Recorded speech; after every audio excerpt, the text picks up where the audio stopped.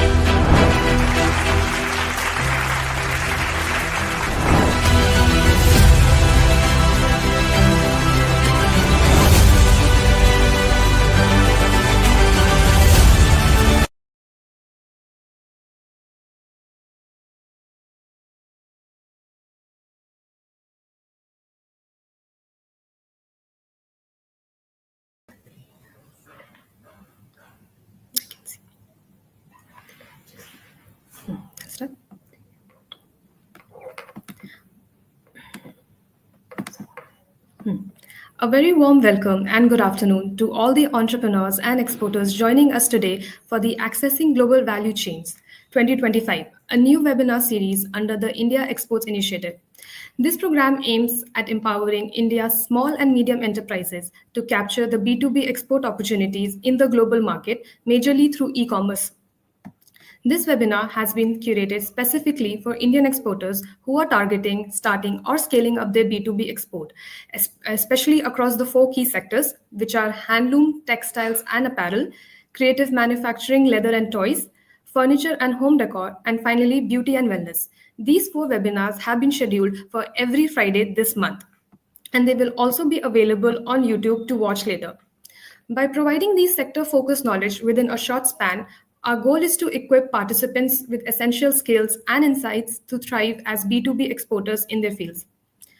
Today, our focus lies in the B2B export opportunity in the handloom, textiles, and apparel sector, which is an industry that represents India's rich cultural heritage, significant craftsmanship, and manufacturing capabilities, and plays a crucial role in global fashion and textile markets. The sector is the oldest industry of India and is considered as a major source of employment as well. So expanding its export is an important source for economy of India. This sector presents immense international market potential as Indian textiles and garments are globally recognized for their unique design, superior craftsmanship, and diverse range of products from traditional handlooms to modern apparel.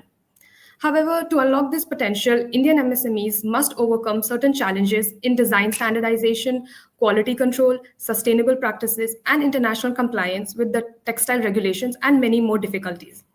This webinar today will address these challenges and outline strategies that will help the Indian exporters to grab the B2B opportunities in the international markets and enhance the Indian textile and apparel products to meet the global fashion trends and quality demands. We are thrilled to bring together experts, successful exporters, and thought leaders in the textile industries who will share their practical advice, experiences, and insights to guide our entrepreneurs in navigating the complexities and opportunities in the handloom, textile, and apparel sector. We encourage you all to participate actively, ask questions in the chat section, and take advantage of the expertise which will be shared by our distinguished panelists. Whether you are a seasoned exporter, a startup owner, or simply exploring the idea of entering the international markets, this webinar will provide valuable knowledge and inspiration to help you move forward. Now, I would like to invite our esteemed speakers for the panel today. Firstly, we have Dr. Sundar Murugesan. He is the Joint Director of the Handloom Export Promotion Council, Ministry of Textiles. Welcome, sir. Yeah. Hi, sir. Next, we have Mr. Avinash Misar. He is the chairman of Indian Technical Textile Association. Hello, sir. Hello, everyone. Thank you so much Next, for having me. next we have Mr. Sonil Jain. He is the CEO and co-founder of Sotex Network. Hello and welcome, sir. Good afternoon, everyone. Finally, next we have Ms. Varsha Savla. She is the founder of the brand Expressions by UV. Hi, Hello and welcome. everyone. Hi, thanks for having me. Welcome. Now, finally, we have Mr. Binamra Dash. He is the head of marketing of Alibaba.com India. Hey, hi everyone. Hello, sir. Welcome to all the speakers. I hope you have a great session. Finally, now I would like to invite the moderator for the session, Ms. Seema Mishra. She is the founder of the brand Maheshwari Creations. She is the one who will be leading the webinar forward. Hi everyone, very good afternoon. Hello and welcome, Hi. ma'am. Thank you everyone for joining us today, and I hope you all have a great webinar and you can have a great discussion today. So I will now like to lead Ms. Seema ma'am to carry forward this webinar. Thank you, Bhumika. Thank you so much, and welcome to all the respected panelists. So we are here today. I think I'm very sure that we would have a very good discussion because this is a topic which is like very much required, and we've been talking about Indian handlooms like textiles and apparel sector, which is a vibrant showcase of the national cultural richness, innovative capabilities, and known for its eco-friendly practices and diverse offerings. I think this industry has carved a niche in the global market, which I believe are going to discuss here. So without taking a lot of time, let's begin. And I would request the first question to Sundar sir. Yes. So Sundar sir, how do you feel can Indian MSMEs position their products as premium offerings in the global market? Sundar sir.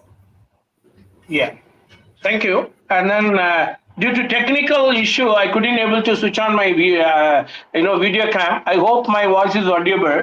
Thank you very Your voice much is very being much. part of this seminar.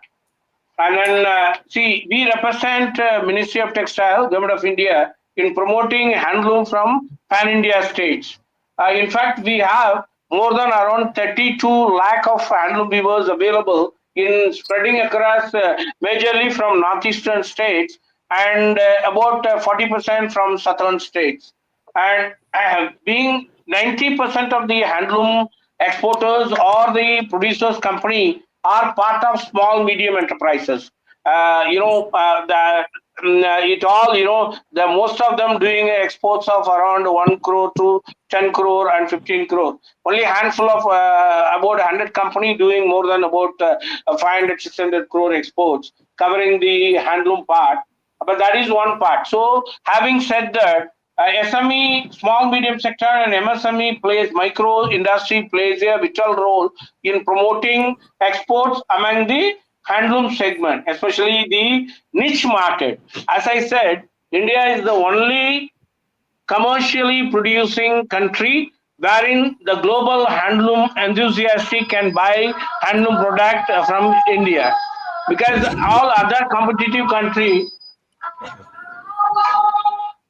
are not manufacturing any commercially useful bulk handloom product. So that is one part. And again, the advantages of from India are all they can accept small quantity. They can also adapt to any frequent changes in the market and fashion design requirement. And many of them start the business with low investment, and almost 99% cater to the niche market as of now. Again, the production can be customized based on the end consumer's requirement, and this support this handloom MSME to support and supply to various niche boutique shops available across the globe. And there can be a lot of value addition. And then in terms of small niche product, it can be only supplied from MSME segment of handloom producers. Also, various traditional GI patented handloom can be made only from MSME segment, because many of the milk sector or the bigger corporation cannot enter into this segment, and because this GI all offer to the clusters which are specialized 100 years old in particular. Say, for example, Kanjipuram is awarded GI cluster for Kanjipuram sarees like Paithani, and there are about 103 handloom clusters have been so far offered GI protection and GI recognition. So this is one advantage of MSME in the handloom segment to cater to the niche area. Also, we can leverage Indian craftsmen into global market by offering premium product. Say, for example, Pashmina is one such product wherein 90% of the shawl made out of Pashmina is being made out of Leh, Ladakh and Jammu Kashmir area, and each shawl is selling sold around more than 3 lakh, 3.5 lakh. With a very authentic Pashmina fibers procured from high altitude areas, and which is not possible in any other method of supplying.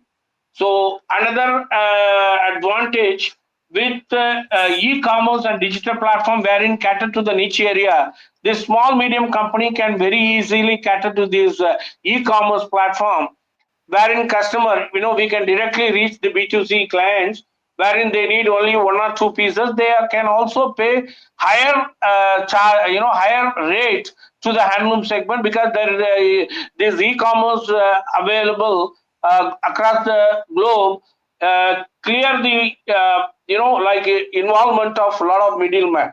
So the weavers or the handloom manufacturers are benefit. Another thing is we can also promote this SME as sustainably ethical manufacturing clusters.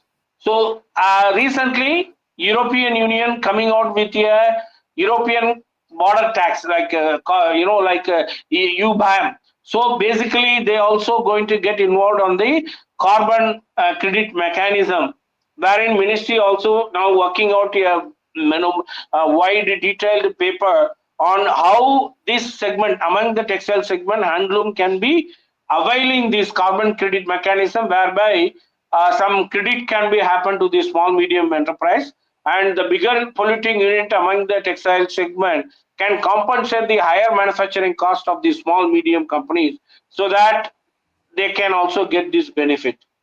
So other opportunity is this, when we cater to the niche area, niche segment, they also need fair trade practices as well as ethical manufacturing to be followed by this unit. So which HEPC is doing a lot of awareness program in creating capacity building among the MSME. So my contact detail, you can share it with the interesting producers company, master craftsmen, artisans, weavers. They can get in touch with us, and we will help them with the subsidized participation of creating correct market linkage among the global country. So this is the only way of getting into the niche market among the MSME segment of the handloom manufacturers.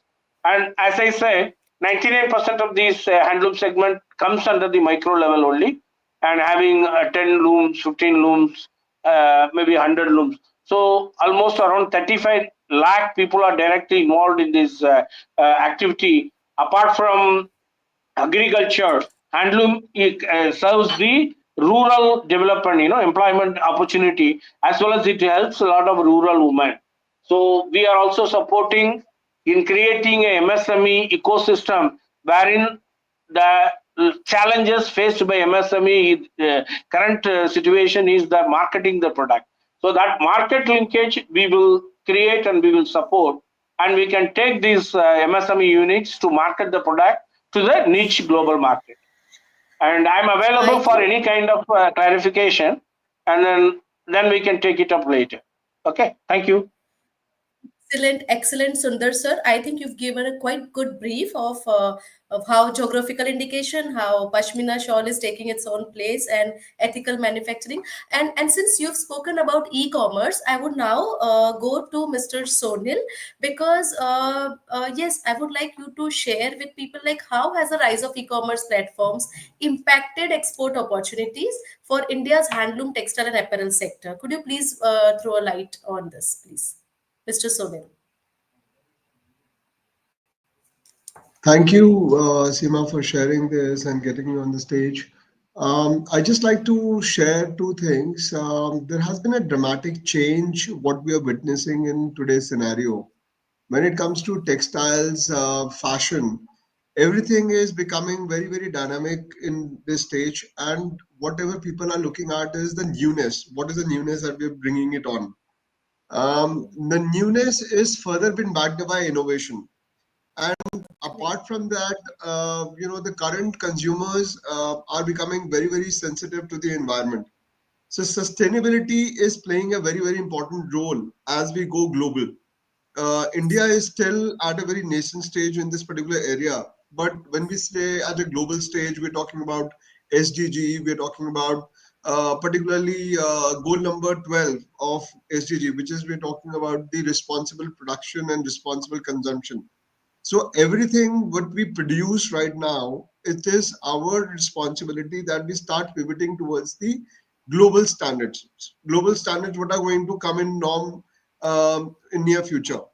SDG, when we talk about 2030, is becoming a very important norm globally. Every industry, every sector is going to get impacted out of this. Already the big corporates are taking measures to this area. So when it comes to textiles and fashion particularly, and the segment that we're talking about here, we particularly would like to emphasize that India has a strong background. India has a strong culture when it comes to sustainability. We have been a country which has been very rich with the organic fibers, and we should be playing with the strengths of this particular area. We are also second largest value chain in this ecosystem globally. So the kind of resources that we have in our ecosystem and in the backend supply chain, that's enormous. And it is the time that we should harness that potential, and we take it not only to the India stage, but we also take it to the global stage. And India should be looking at these particular areas to expand its networks. There are areas where we do not have our strengths, especially man-made fibers, polyesters, and everything. So those are the areas where, I mean, we should not be going after things where we don't have strength all the time. Of course, we need to build up a parallel ecosystem to make sure that we are also having a strength in that particular area. But we should definitely look at harnessing what our strength is. And that's where I've been emphasizing. And as a part of the platform, we are also doing that very aggressively by bringing out that particular area as to what we can do at a global stage, what we can deliver, what our ecosystem system is, and what our strengths is. So coming to that point, I would like to emphasize that India has a lot of potential in terms of supply chain. And there is a lot we can do when we are not only working on the fiber and the yarn stage, but we do an upstream manufacturing of making, weaving, and knitting. Apart from that, we should also be looking at finding new ways of processing these particular fabrics in our home countries, because everything starts from fabrics. The DNA of the fashion and textile is the fabrics and materials. If you get that particular right, the innovation has been taken care of. And once the innovation has been taken care of, the fashion, whether it is textiles, whether it is garments, whether it is home textiles, whether it is anything else, rest everything can be done very easily. The upstream is very, very capable of turning around the global designs. We have all the capabilities in our manufacturing ecosystem. The only thing what we need to emphasize is how to bring that innovation into our mainstream and take it out to the customers at large, whether it is India, whether it at a global level. Sonil, I really like the concept that you said DNA of fashion is fiber. And yes, everyone is talking about organic fibers. And since you spoke about the newness, organic fibers, SDG, so I think my next question would be to Varsha. Varsha is with us. Varsha, how can MSMEs embrace sustainability to appeal to the environmentally conscious, consumers globally? Varsha, please. Yeah. Yeah. Hi, Seema. Thanks for asking this question. This question is really very close to my heart. So, first, I feel, MSME is the one unit which can embrace sustainability thoroughly because of its lean structure, and that is what makes it very important. And I believe that the sustainability should be followed right from the foundation. So when you're founding, like as we founded our brand Expressions by UV, we were very clear about the goals, like how our brand is going to be perceived, right? So I think the foundation, while founding the MSME only, it is very important to have that goal very clearly, that how we can embrace the sustainability. Now, when it comes to sustainability, there are 4 to 5 very strong pillars of sustainability. The first is fair wages. So every MSME, I think, should pay attention to their workers' conditions. How are they going to be paid?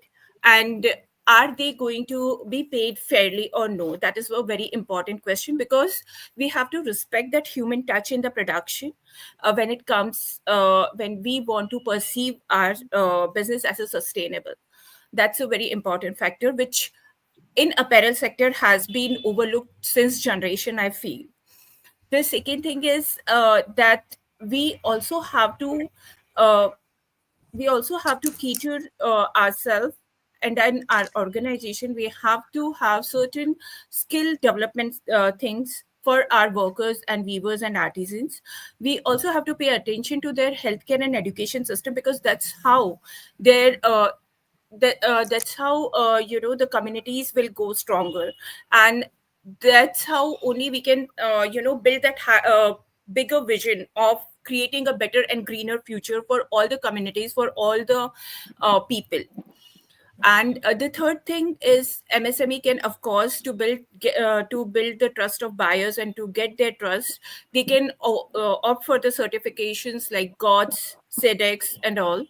They can also leverage the production units thing, because nowadays we have a lot of facility where we can use renewable energy for our production system, and that cuts down our carbon footprint very well. And this is something going to be very important, specifically for the countries like India, where we have a lot of populations and we have less of resources. So having mindful use of resources is also very important. This is what I feel. Apart from that, I also feel that when it comes to the production, we also have to have a discipline of zero waste design principles. So once we have this zero waste design principle in mind, we don't create much of the production waste, which is a cause of a landfill, and it is going to be later on. It is right now also a very great cause of pollution, but later on, the problem is going to rise a lot. So I think we need to pay very much importance to the zero waste principle while designing, and that the product innovation will play a very huge role. Many MSMEs are doing, including us. We have been using, since our incorporation, we have been using all our production waste. With the design intervention, we are creating a lot of accessories and lots of home textile also. So I think these are the way MSME can embrace sustainability, and they can really play a very huge role out here. Yes, Seema. So that's it from my side.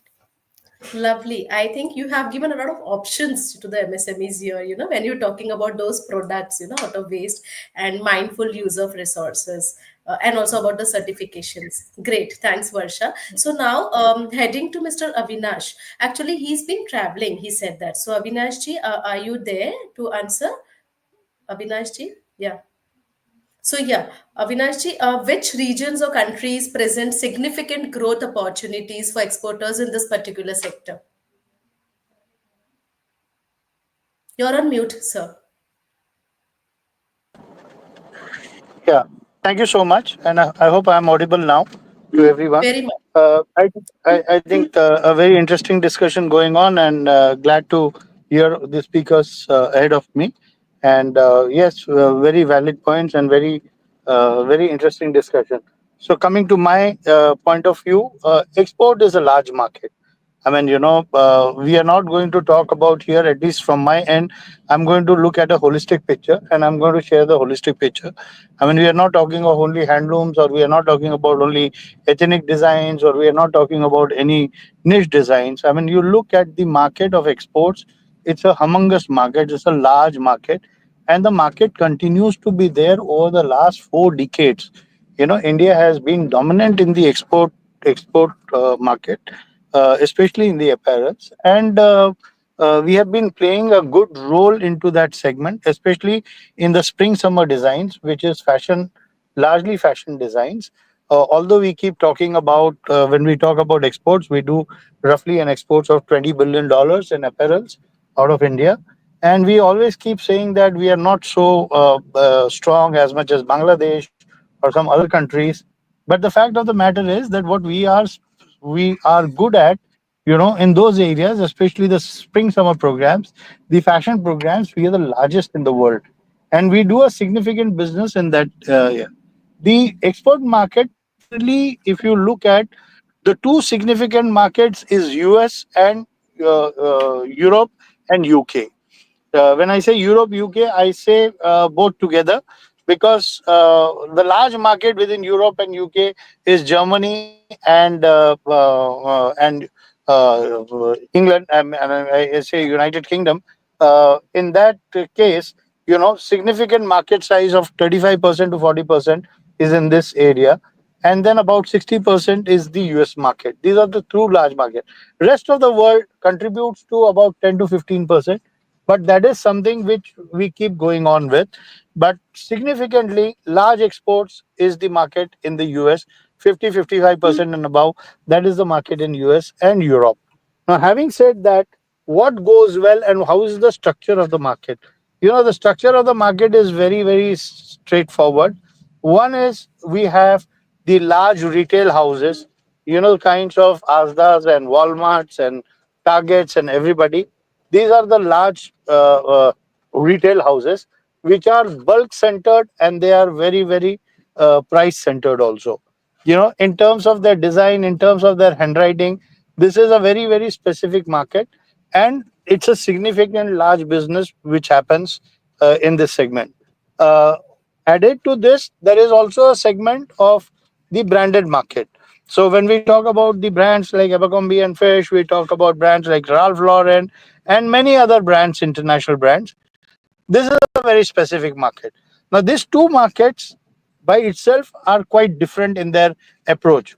One is the bulk, the numbers market in terms of numbers of garments, and the other is a design oriented market with a lot of focus on design aspects, with a lot of focus on the new designs and fashion and stuff like that. So the market is large, the market is humongous. It's how do you address that? I mean, what is your specialty? And you have to work on your specialty, and you have to work on your own handwriting when you look at the apparel sector. So whether you are working for spring summer, whether you are working for winter, whether you are into garments which are related to men's garments, so bottoms and stuff like that, denims and stuff like that. So we have to be very clear about what domain would one like to work in. Even the children's garment, that is also a big segment. So brands like Mother Care and many other brands worldwide, they are the segments to look at. Now, when you look at all these segments, each one of them has a separate design handwriting, and each one of them has very many technical requirements which are different from one another. Not too different, but still there is a specific route to it, and that is what makes the whole apparel market very interesting. I mean, that's the reason you have apparel businesses of 200 and 300 machines, small setups, and then you have setups of manufacturers who have more than 5,000 and 10,000 machines. So this is where the whole spectrum is there. Much can be said about this spectrum, but the fact still remains that it's a humongous market, and we need to zoom.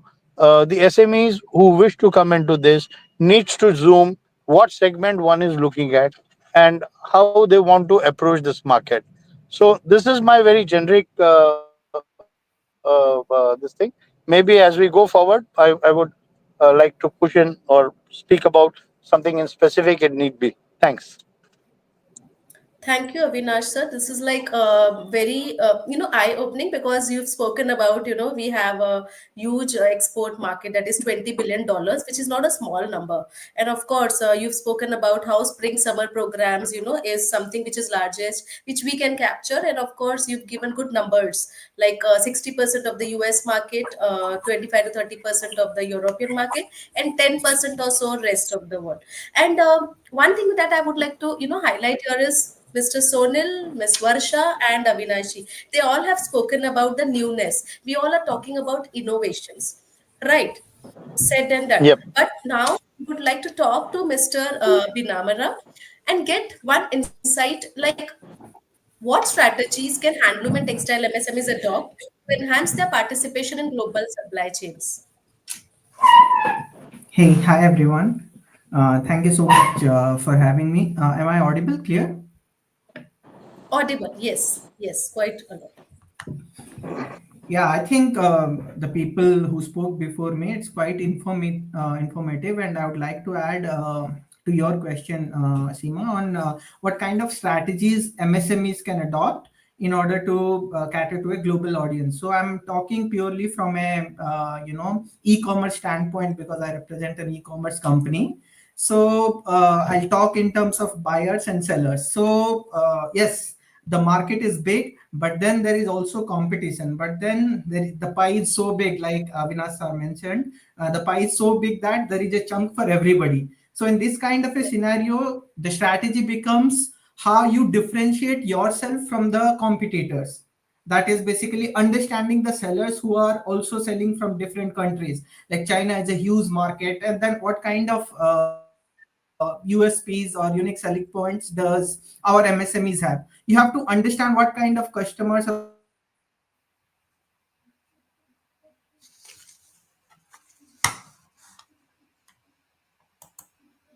to. And then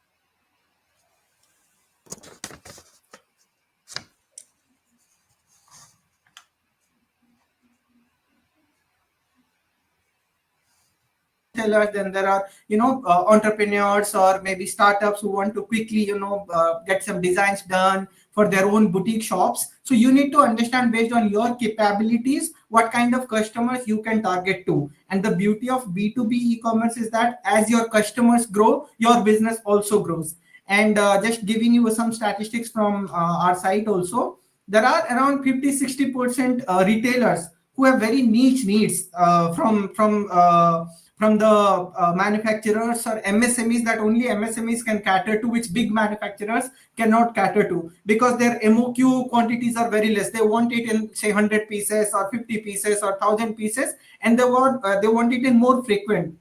They want it in more frequency or higher frequency. So in order to cater to that kind of frequency and that kind of MOQ, that's where you differentiate yourself, because only MSMEs can cater to those kind of needs, but big companies or big manufacturing houses cannot cater to that. So that is your niche you need to find out. Similarly, recently we have also observed that, like, in India, there are clusters where certain handloom tools are made. There are certain clusters, like somebody was speaking before, there are Kanchipuram sarees. Similarly, buyers are also looking for seller clusters. They understand that if they want to buy wine, Italy is the market. If they want to go for ethnic, or they want to go for handmade, or they want to go for handlooms, then India is the market. So these kind of digital hubs are also being created. So if you are in that kind of a particular market, you need to highlight your niche. Like, what kind of customization you can bring to the customer, what kind of quality you can bring, which is only produced in India. Like somebody was mentioning, some specific kind of pashminas are made in India. So these are the things that nobody else can produce. This is where you differentiate yourself from your buyers. So I think these are the strategies. One size doesn't fit all, and there is a buyer market, and there you need to differentiate yourself also from the competitors, and then you have to find out the right match. That's the way to go forward for MSMEs. That would be my 2 cents. This is superb. This is like one size doesn't fit all is the right, I think, message, because you've spoken very nicely, like how 50 to 60% retailers are, having less MOQ. And because you spoke so much about clusters, I would like to highlight that I'm the founder of the first handloom cluster of Madhya Pradesh. And I really get very much touched when I, hear this word cluster. And I believe that this is something which is what people who are listening to us are looking at. These are those points which they are looking at, maybe a ray of hope. So yeah, thank you so much, Binamra. We now go back to Sonil ji. Sonil, my question to you is, what digital tools or innovations can help MSMEs streamline their operations and connect with the global buyers? So here I would like you to highlight specifically on those digital tools and innovations. Sonil, please. You're on mute. You're on mute. Sorry. So I would like to say today the digital innovation limit is unlimited. You can go wide, expand globally, be everywhere. Just with having first is you're having a right online presence. So if you have an online presence and you are able to put your products and profiling right, people not only within your own cluster, region, state, or in your country, but you can get exposed to other countries all over the world. So that is first thing that people should look like. Whether it is having your own website, that's the first thing. The second thing is be part of platforms. Whether you are part of generic platform or you are part of specialist platform. Those are very, very key important area as to how the discovery happens. Like we as a ecosystem on Sotex, what we have created is one of the largest material sourcing gateway, where you can reach out to about 500-600 mills across India in Southeast Asia by just identifying what their key expertise is, whether it is finding a sustainable cotton, whether it is organic cotton, which is GOT certified, or you're looking out for BCI certified cotton, or you're looking out for a manufacturer who can give you a eco viscose. And then you can go further technical into the fact that how the discovery can happen. So today, as I said, the smartness in the ecosystem is how the data is extracted and how the data is being available to the customers, whether it is buyers or sellers both, to their advantage. If there are sellers, they should have that information as to how whatever I'm producing, whether it is I'm producing a 40/40s gauze or I'm making a 30/30s viscose with a different blend, that has to get exposed, and that is only possible when people are putting the content on the internet with the right state.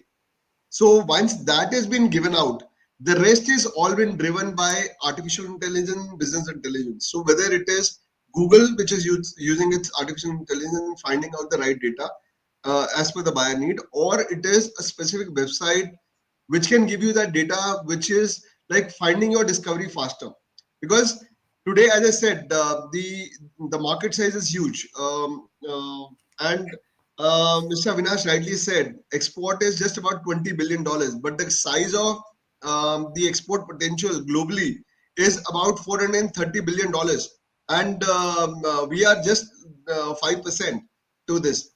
The only thing which can take you from point 1 to point 2 is how you can reach out and use that data and IT or digital age to the best of your knowledge. SMEs don't have to do something very, very different. All they have to do is things slightly differently in the business. That first of all, your presence has to be on the web. Your presentation has to be right, and people should be able to understand what your key strengths are. Because today, anybody, if you reach out to any buyer, whether it is on a trade show, whether it is online, the next thing the buyer has to do is go to your website and see what you are capable of doing. You may talk 100 things, but if your web presence is not talking about it, then it does not work. Second is how you give your validation about your business. It is validation is through videos. The validation is through your customer referrals, your testimonials, your comments and reviews which are coming in. So these kind of things are becoming very important in today's digital age, and people should look at harnessing it. The third part is the social media. The social media plays a very important role, whether it is finding a buyer or finding a supplier. Everybody will go to social media and figure out what this supplier or what this buyer is doing, how active it is, who all is he working with, whether it is on the supply side, whether it is on the buying side. Everybody would like to know as much information as possible. So these tools are the maximum available in today's age. So I would say as the potential of doing business cross borders increases, one should play a very, very important thought process of putting their digital information in in right occasion. Fourthly, I would like to also highlight the fact that today consumers are becoming very, very sensitive not only to the price but to the quality. The quality differentiator can only bring in when your product is backed up by a certain set of certification. You may say that I have the best quality, but if it is not backed up by a right certification, it is like you're just putting the thing in the air. And it is again for the buyer also. You may give him lot of things, lot of assurances, lot of trust, but the moment it is backed up by a quality certification, whether it is a GOTS, BCI, Ocotex, Ecovira, and all those kind of certification products that you're doing, those things add up a lot of value. If you are doing this properly and you're highlighting it on your I would say on your digital platform, it becomes easier for a person to identify the right thing. And the last final thing I would say, the differentiator factor, even if it is on the technology side, is how you showcase that particular product which you are doing in the newness side. If you're getting into an innovation side, if you're getting into a fabric like, or you're using tencel fibers, or you're looking at bamboo fiber, or you're looking linen fibers in your materials or in your product, it has to be articulated well. If the customers are able to see it, they feel more confident that your capability of doing and delivering the product is fine. So today, the only gap I would say internationally between India and buyers is India has a lot of things, but we are not able to market it right. If we market it right, both with the digital and offline channels, we are able to harness the potential of the export markets. And as Mr. Avinash said, that yes, US, Europe, and UK are the main markets. But today, I would say you should not only look at only the West, which are very mature market. You should also look at Latin America. You should look at Africa. You should be looking at East, Asia Pac. A lot of those markets are very, very big. A lot of newness is there. There's a lot of reception out of this. I would say today, most of the new growth engine, a new growth business comes from these newer markets rather than from the older markets. So one has to play all these strategies right to make sure that you are able to harness the potential of tech as well as your innovation in the product. Thank you, Sonil. I think you have put it very rightly in very systematic ways. Like, because I asked you what are the tools and innovations, and you rightly said that, having a presence, a particular presence through a website, and then validation through certifications or whatever, and then social media, and then quality conscious, like how our customer is now. So, like, I believe you've given a very clear picture now.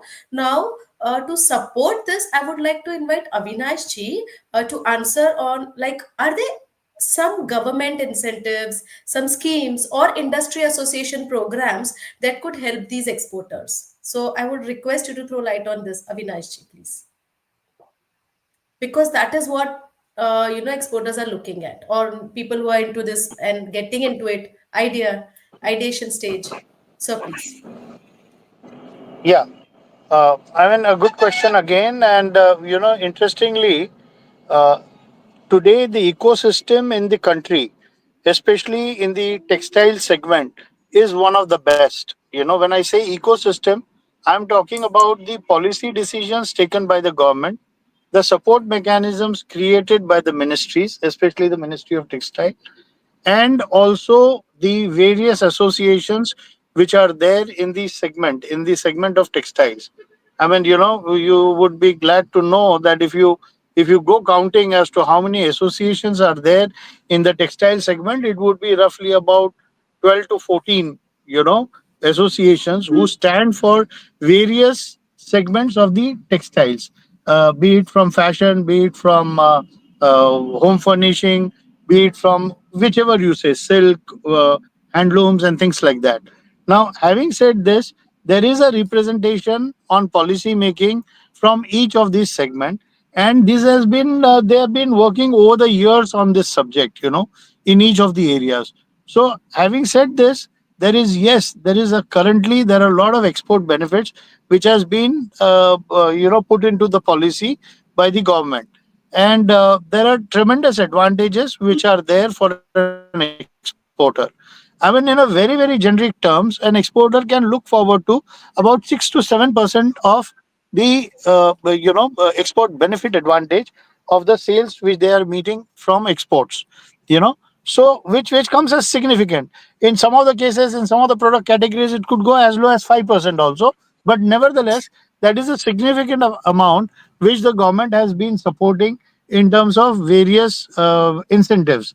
And sure that these incentives. I mean, if I go to speak on it has been segmentized well into various segment like cotton, silk, and so on and so forth.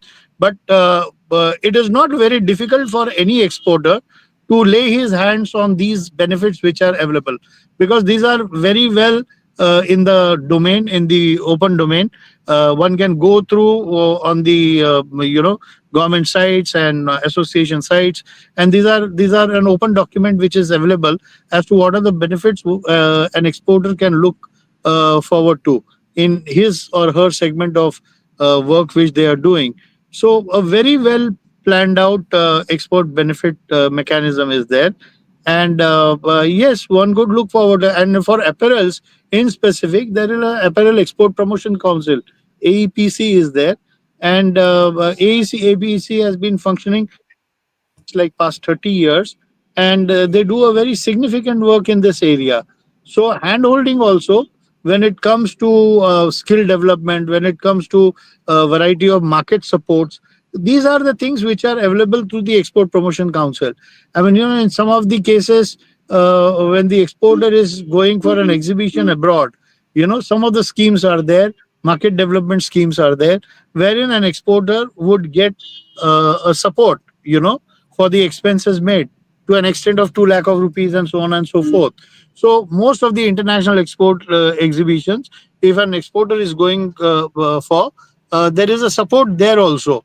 So your expenses are almost half when you go and go for the said exhibitions, and your expenses are supported by the government under the market development schemes. So variety of things are there. I think the most conducive environment currently, especially in the last couple of years, textile is the largest industry which gets you the revenue one way, and the most important thing that it is a labor intensive this thing. So job opportunities. So textile gives the largest job opportunities, and hence the focus of the government, the focus of the policymakers is always there on textiles, and they wish that textiles grow fast, keep growing fast.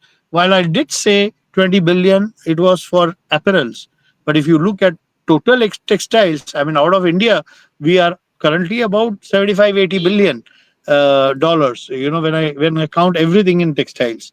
Earlier, my number was only from a specific point of view of apparels, and this number is going to grow. This number is going to cross 150 billion or so, and there is a definite plan which is there with the government, and there is a lot of work going on in the direction. Support is being given in terms of formation of the new projects. Subsidies for the new projects have been rolled out by individual state governments, and significant subsidies are there, to an extent of rolling from 35% to 41%, 42% of the capital deployed. I mean, you can look forward to a subsidy in some or other way, be it onto this taxation, be it through the electricity cost, be it through the capital investments that you make and subsidy on that.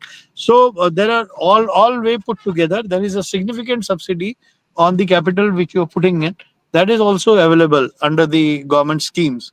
One can go and easily look into it. And yes, the associations are always there for the guidance to the members. So very, very, very positive industry, and only to grow ahead, and significant growth is happening in this segment. Thank you.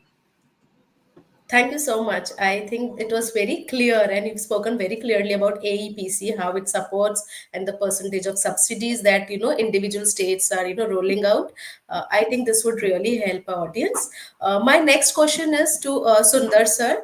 Sundar sir, I would request you to kindly help us with a few examples of successful MSMEs who are leveraging their cultural heritage to gain a competitive edge.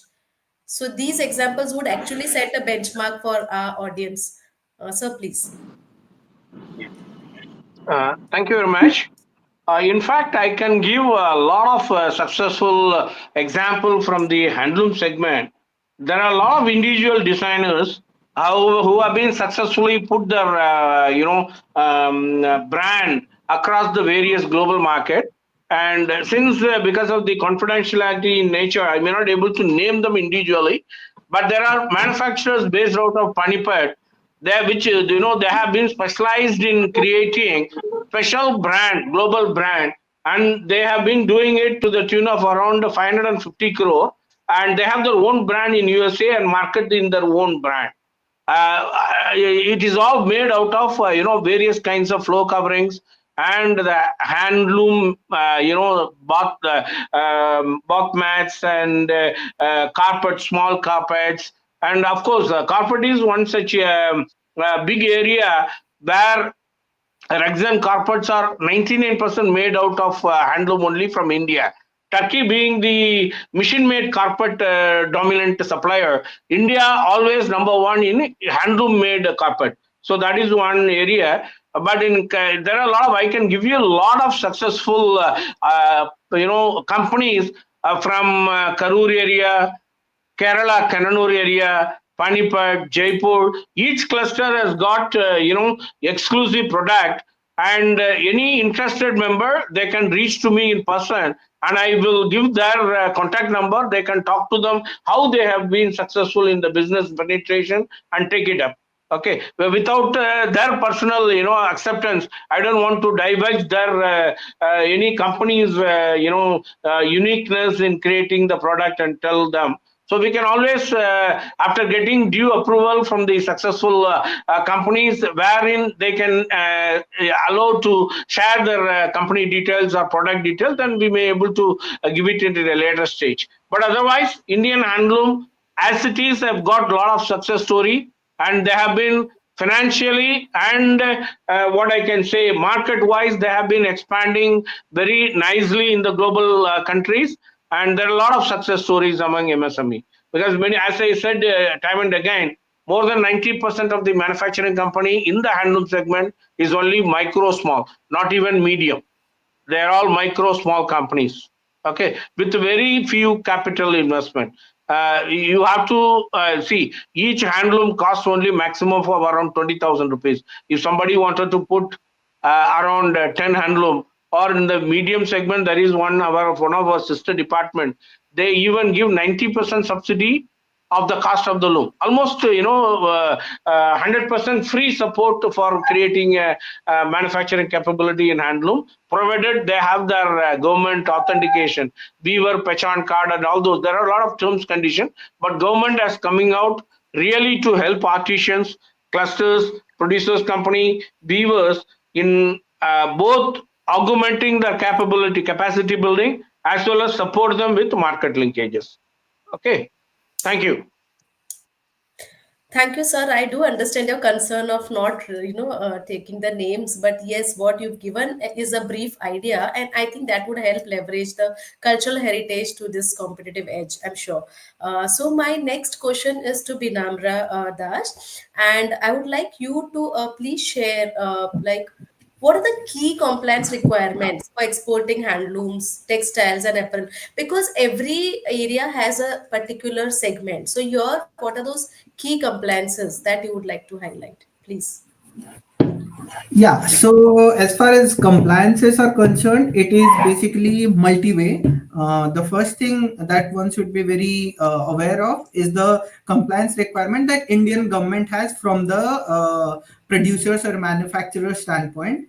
That is more to do with manufacturing and what kind of practices you need to incorporate, and also the labor laws. But when it comes to export, it varies from country to country, and for different kind of countries they have different compliances and certifications, and you need to, I mean, even in e-commerce platform, when you do export, it is very clearly mentioned from our side that the requirement is different for each country, and you need to be very much aware of the customs and also compliances based on, mostly in Europe and US it is a bit stringent as compared to other countries. So you need to check very clearly about certifications that are required in order to export your products beforehand. But that is, I think, these days it is becoming very much easier because the buyers themselves are very much aware of the compliances and the local requirements from the countries, and they are guiding the sellers, and they are also using it as a parameter in order to filter the sellers in the platform. Before even going into the detailed discussion, they are asking for specific certifications, whether the MSMEs have it or not, and accordingly they are placing orders. And from a platform standpoint, we are also supporting from our end to the MSMEs regarding the certifications that they might require from different countries in order to achieve it and go ahead with the export. I think that is very supportive of you to think of that way, helping people to get those certifications, and I think that is the way forward for the exporters or people into even in ideation stage. Thank you, Binamra.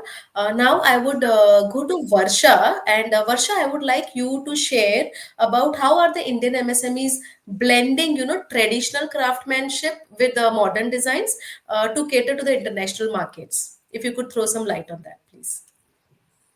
Yeah, thank you so much. Seema, how the cultural heritage is going to the modern world. So when it comes to our own context, like in expressions also, we have been using handlooms and traditional crafts, which is at our core. And what we do is basically a design intervention, reading the current generation's requirement, because the world have to, if the textile and handloom has to survive, they have to go to the generation Z, right? This is what I believe at least.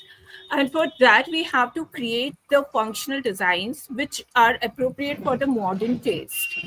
So many of the designers and artisans also are reimagining the crafts in the sense where they could incorporate contemporary designs which is suitable not only to the modern taste, but also it is it is applicable to many generations, right? So as per my knowledge, right now the market is going very strongly with the generations criteria, and what a person in the 30s and 40s will like, the person in 16s and 20s will not like.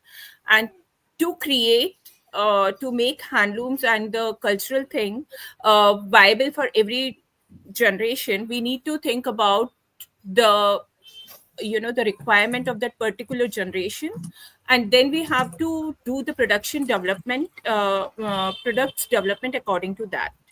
So this is the first thing.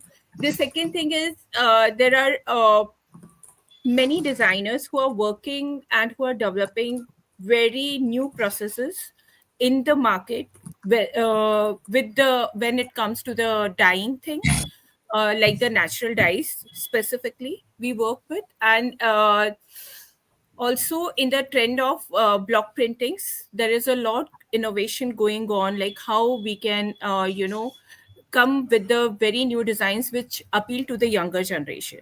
So I think these the design in innovation and the design intervention is the right answer to create the cultural strong blend of cultural innovations and the traditional motifs and the modern designs. Yes, this is for from my side, Seema. Thank you, Varsha. I believe that the point that you spoke about generations and natural dyes, I think everything is coming back to sustainability, right? So yeah, I would now request Avinash sir to throw some light on because I think he's traveling and then he has to leave, right? So your question is, what steps can be taken for fair trade practices and ethical manufacturing in this sector? So a little in Uh, detail about, yeah, please, sir. sure, sure. I think we are talking from an SME standpoint, MSME standpoint, and I don't want to make it look very complicated. Sustainability at different points in your business cycle, the level of sustainability and this particular issue of sustainability has different meaning. I wouldn't like to dwell there. I would like to come to the first things first. For example, if an SME is getting into a business, an SME is looking at a textile business, or for that matter, an apparel business within the textile, what is that an SME will get confronted with? To be sustainable and to be in terms, what do we say, compliant with.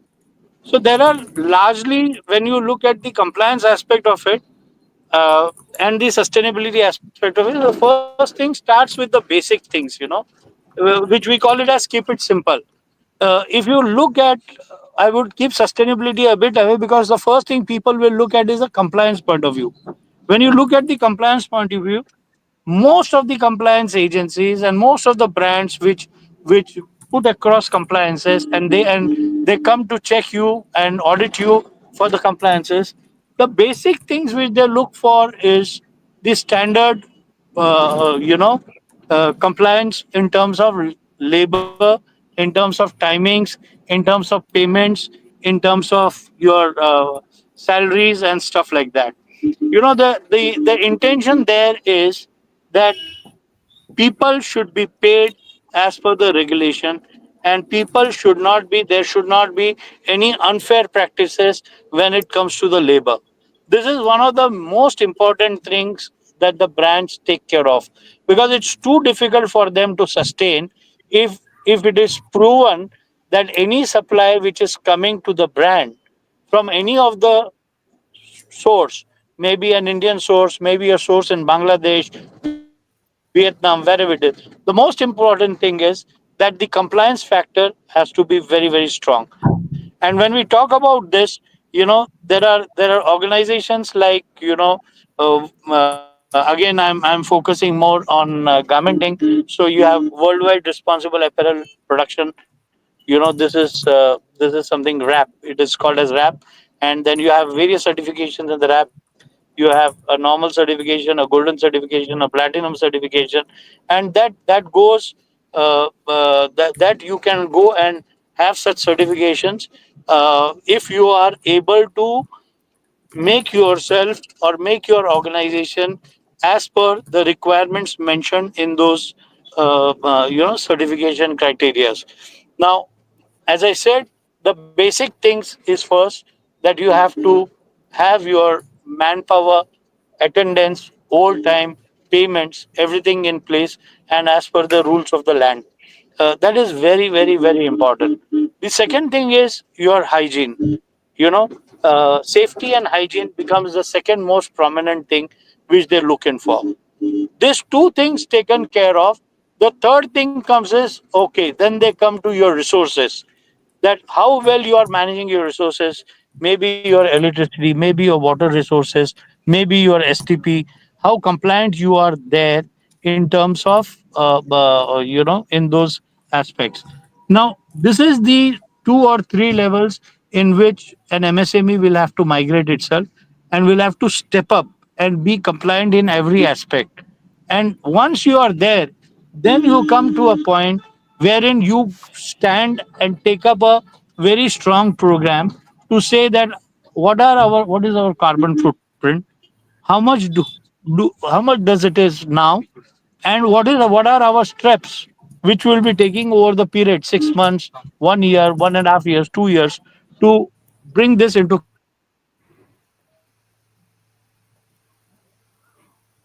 and that is the most this can be very well supported by the certifying agencies. You have SEDEX, which is there. You have I already spoken about RAP certification, which is there.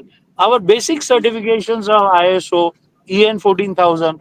These are also very important certification because this is about the environment and how do we deal with the environment and how do we deal with our business practices, our business processes. So all these things, they form the whole aspect which needs to be taken care of when we are looking into sustainability and more so the compliances. So that is my take on that. And yes, uh, I think this is what I have to share. Thanks. I think very clearly mentioned about everything, and especially I like because and also about the carbon footprint. I mean, the bottom line for everyone comes down to those certifications, those validations. So, in same lines, I would now like Mr. Sonil to answer on what advantages or challenges do these MSMEs face when entering into these promising markets. Sonil, See, please. just to add on to few of the other points and amalgamating it with the current question that you have.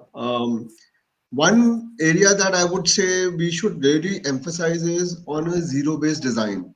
When I say zero-based design, I'm not talking about something very different, but just innovating our design strength in a way that we are not wasting our resources.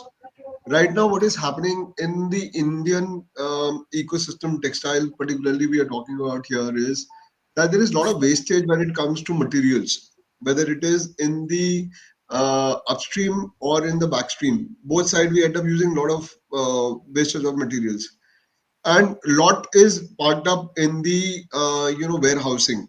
Unnecessary products which gets made, or shipments which get cancelled, or there is overproduction happening at various levels. So these things are kind of denting the ecosystem as a whole. Second thing is the fact that when we talk about our craftsmanship and our DNA of the business, or I would say DNA of the society, is that we don't like to waste things. That's how the upbringing of the Indian culture has been. We don't want to waste. Of course, that we don't want. Right now, the choice is very different, and we end up doing a lot. That's a different thing altogether. But the idea is that how we can do a zero-based kind of a design thinking, wherein we create designs which are not only meeting to the buyer's requirements of the current state, but we're also optimizing on the usage of materials which are left out, whether it is on the cutting table, whether it is on redesigning the products from where the newness can be. Today we go out in the particularly handloom sector and we see carpets. There is a lot of wastage of the materials which go in and make that carpets, and there is a newness of the design which can come in, and people are not even aware of it, but you find it as a design which is taking care of the environment and taking care of the waste. So when we combine this zero-based designing, what we are emphasizing is how do we bring that as a part of the certification, show it to the conscious customers, and at the same time make sure that it comes back to the society. Second thing I would also like to emphasize when it comes to smartness is that we need to go out for eco-friendly designs, both in terms of the final product as well as the usage of the materials. The more eco-friendly designs we use is like we are not only helping the ecosystem, we are also optimizing our resources, and at the same time we are making that brand awareness in the outside to the world at large. Because ultimately what is happening is like everybody wants to know what is new coming in, right? But if you are looking at the basics, whether you go back to your own closet as a consumer, you always like to have those timeless pieces of fashion which you can wear it again and again and which never goes out of the fashion. A Correct. simple black color coat can be there in your closet all the time, and you don't have Correct. to change it with the fashion every time. So those kind Correct. of creations are very important in our ecosystem. And lastly, I would say we should emphasize on factors like upcycling, recycling, and how we are able to optimize on the products portfolios.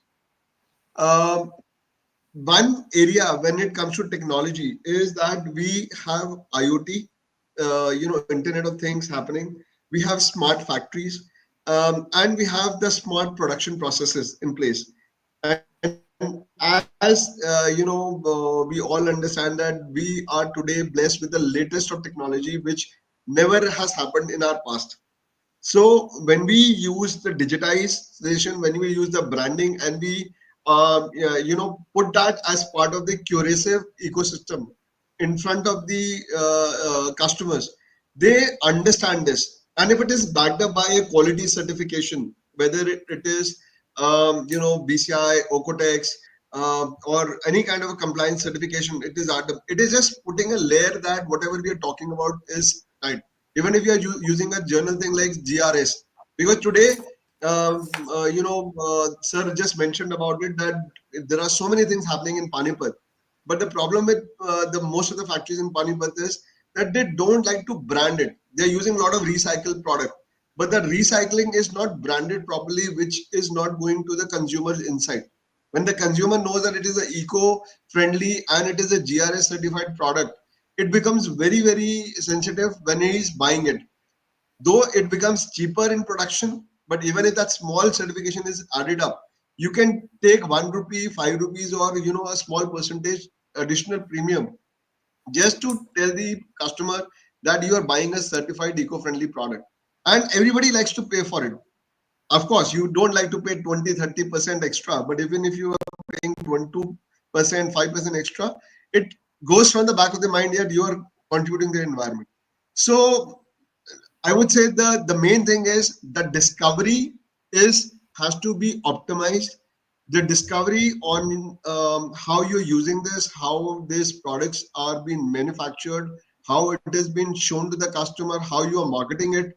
It has to be very, very perfectly been done. Right now, there is ecosystem where people can go and find it. We are also building up that where you have the ecosystem of particularly certified suppliers not only from the material side, but also from the factory side, who are creating the fashion.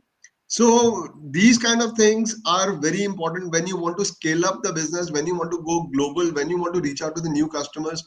You have to show something, what new thing you're bringing on the table, what their existing vendors are not doing from different countries. So today is a competitive world. So you have to stand out in that competition. So that's what I said. Ki, you have a lot of options and opportunities available in today's ecosystem. Yes, and you have been highlighting the importance of newness, DNA, all those things earlier. And when Hmm. you were speaking, I went back to that movie Mission Mangal. You remember how those puris wo kaise tal rahi thi, and she managed it and she put it into that Mission Mangal and we came over, that. Hmm. So Hmm. I think Hmm. India is all about we don't waste anything, right? When Absolutely, you said absolutely. it. And So how we optimize the entire thing. That's the main, key thing that we have to happen to look into. correct. Only thing is, I Hmm. just want to know whether you were not pointing out on me when you were talking about the black jacket. But of course, I love my black jacket, and it's chilling over here. So it's Hmm. on a lighter note. Lighter note. Yeah, let's take it Hmm. forward. And now my next question is to Sundar sir. Sundar sir, I would like you to highlight a little overview of India's handlooms, textiles, and its role in the global market, and very specifically, what trends have shaped its competitiveness? I think Mr. Sundar has left. We can go over to Varsha, and I think Varsha, you could share about very quickly on how you have been able to be cut above edge, with your innovations. Seema, could you repeat the question since it was for Sundar sir? I didn't pay much attention to it. Sorry for Yeah, I that. think Sundar left, so I came back to you. And it's like, see, Yeah. I want you to quickly share in a very short note how you've been cut above the rest in your innovations, because I hear so much about you. I keep seeing your things. So, what is that one thing you would suggest to the audience here? You feel that this is what you have to do and you'll get through. Yeah, Okay. So it's regarding the global market, right? correct. Yes. Okay. So, like previous speakers have already said, what we are doing. So, when we started our company, we wanted to be a zero waste label because we were setting up our core priorities, and sustainability and zero waste thing were our core priorities. So, we, as a brand, we stood on three pillars, which is culture, planet, and people, right? So Okay. where we are supporting with the our cultural heritage, but with the point that we have to support the planet, and we will not be using pigment dyes at all.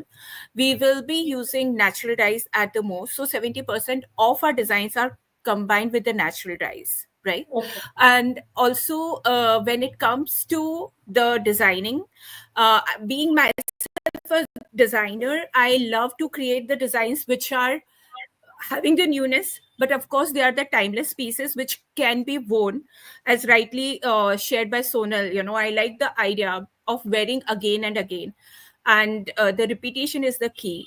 And the third thing which we did for our global people, we love that fact that many people are in the business who are doing larger MOQs, but very few people are doing smaller MOQs. And that's how I was always wanting to do the smaller MOQs, because we don't want to have the production waste in our factory. So we make a lot of things on the make to order basis. That gives us a edge on the customization.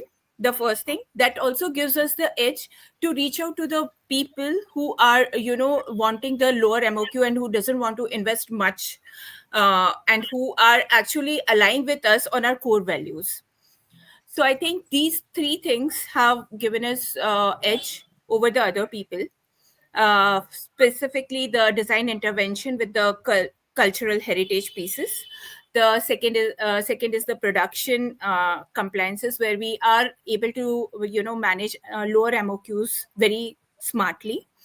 And the third and the most important thing which we have done is the quality check. So being in Piparia myself, we had already served a designer who was doing London Fashion Week at that time, and we could manage to deliver her jackets at prominent time with the great quality, and that was the wonderful achievement for us. So yeah, these are the three things Congratulations. which we have done. Yeah. Thank Lovely. Congratulations. I mean, I know how you have grown from zero to where you are today. I mean, it really motivates. Excellent, Varsha. Thank you. Now, thank my last question to Binamra before we all, talk about, a message that we share with everyone and a conclusion, of course. So, Binamra, because you've already spoken about how you're already supporting people with the certification, I still want you to elaborate on how can MSMEs overcome, these challenges related to certifications, quality control, and of course, labeling. Labeling is a very important aspect. So, how do they, overcome these challenges? Please, you're on mute. No worries.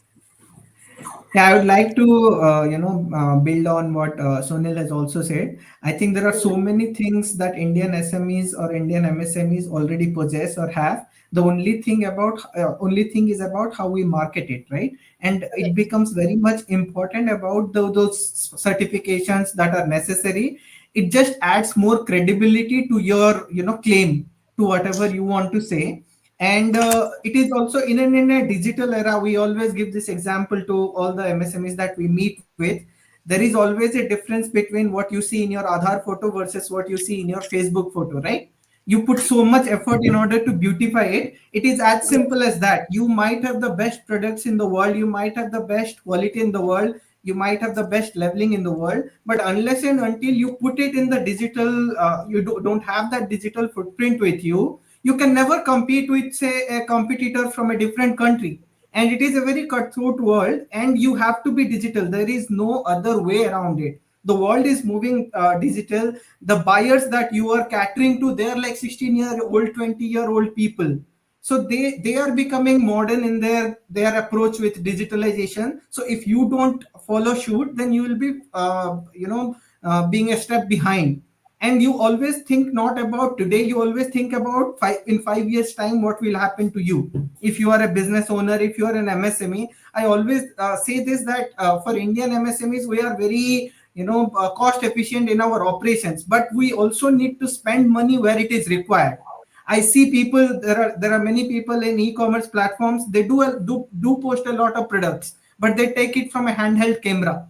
Does it make any difference for a person who is sitting, say, 5,000 miles away and seeing your products versus somebody else's product? It costs what, like 20,000 rupees, 30,000 rupees in order to do a professional photo shoot done. Or for that matter, to get a certification done, it might take a little bit of hard work in terms of getting the compliances ready, visiting a few offices, filling a few forms, but that adds to the credibility. So this is something that I think remains in the mindset, rather than about having that ecosystem which enables to get the quality control ready, or maybe get the certifications ready, have the levelings ready, or maybe get the photo shoot from a professional. All these things are already ready, because Indian e-commerce ecosystem or Indian export ecosystem has evolved over last 20-30 years. So to say, after internet, after so many e-commerce companies coming, service providers coming to the picture, we just have to have that mindset to leverage them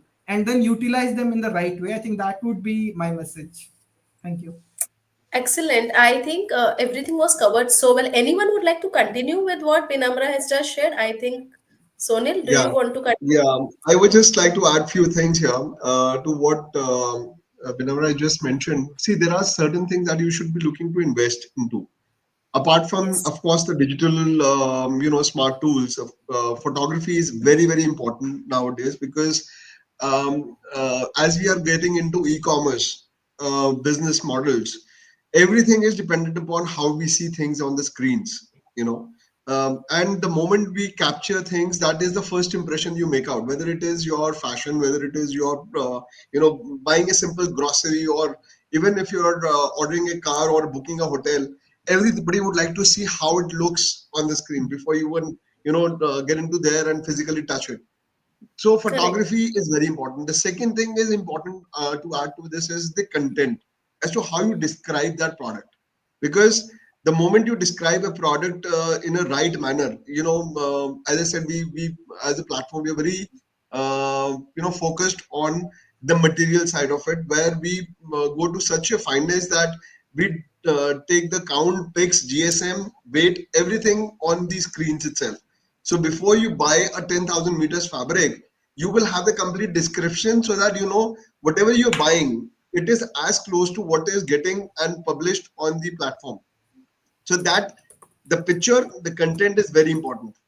Third thing, as I said, is like, since you were talking about the certifications, the traceability is becoming very important norm when it comes to sustainable ecosystem. So today, if you are saying you're taking a product which is BCI certified or a GOT certified, or I would say Tencel certified, we're picking up that kind of products. So your the digital image has to have a logo add to that. Like, you have to have that this product, when you're talking about what is a BCI certified or a Ocotex certified or a GOT certified, you should have a logo attached to it. If you can show that to the customer, the confidence level and the trust level goes bigger. And the logo does not just come, you cannot just put the logo just for the sake of putting it. You need to have certifications to it. Of course, these are like small investments people have to do. But when it comes to holistic side of the business, and you're investing in getting a scope certificate with your product, whether it is a material side, whether it's a garment side, that helps you to deliver and build that trust with the customer.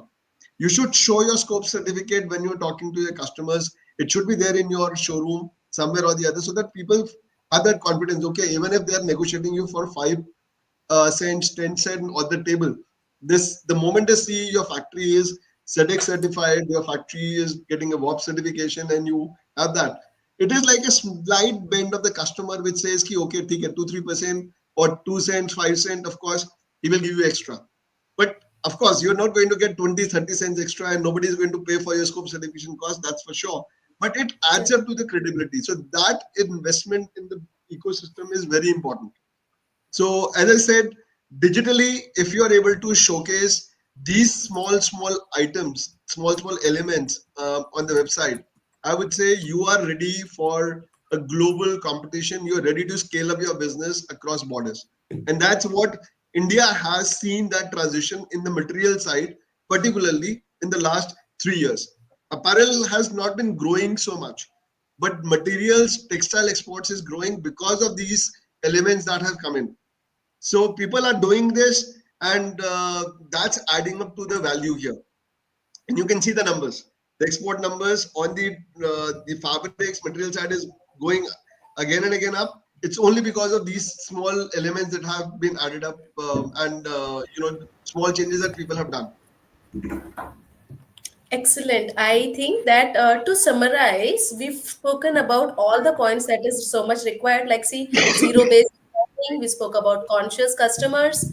We spoke about newness in the product innovations. We spoke about validation and certifications, mindful use of resources, and ethical manufacturing. I think this is a core of everything of all have spoken about, and I believe everything falls in that picture of SDG. So we all are looking at an ecosystem which is eco-friendly, and very nicely Sonil Jain just mentioned that how you are ready to do business across borders. I mean, if you are into it. So I think this particular webinar today would I am sure would help many people to think out of the box. Now they would have those areas which have to be covered, which are uncovered so far. So excellent, Binamra, Varsha, and Sonil, of course, Sundar sir and Avinash also. They had to leave for their some commitments which they already shared with me. So we are very thankful to you because I think what you spoke directly from the heart and with your hardcore experience is going to help a lot of people who are getting into exports or who are already into exports, but they were lacking somewhere. Bhumika, over to you. Thank you so much. Thank you, ma'am. Thank you, everyone. Now, since we are running a little over time, so we cannot take up the questions from our audience, but I would like to inform everyone that you can drop your questions to itd@indiasmeforum.org, and we will share those questions to our concerned speakers, and whatever reply they gave us, we will share it to you guys. So now to end this, I would just like to thank everyone who joined today's session on the Handloom, Textiles and Apparels under the India Exports Accessing Global Value Chains 2025. We hope the knowledge that was shared by our esteemed panel was helpful to you, and it helps you and empowers you to tap into the global market with confidence, and it guides your journey towards the B2B export opportunities. I would especially like to thank all the speakers who joined, who took time out of their busy schedules, to give us such valuable knowledge and experiences for our members. Also, I would like to thank Ms. Seema ma'am for joining us, and for the smooth functioning of this entire webinar. This would have not been possible without you. India Exports as an initiative is committed to support the future of Indian MSMEs by offering targeted knowledge and practical tools and guidance through various sectors. So as this series continues, we hope that you all stay connected with us, and keep encouraging other entrepreneurs to join us and become a part of our network, and focus on the other webinars that we will be having soon. So for further information, you can always visit our website, indiaexports.com, and you can register for the program. These recordings of all these sessions will be available on our YouTube channel, which is the India SME Forum. You can visit there and you can go through it. And for any other information, you can visit our website, indiasmeforum.org. And thank you so much, everyone, for joining us today. And I hope you have a great evening. Thank you so much. Thank you. Thank you. Bye-bye.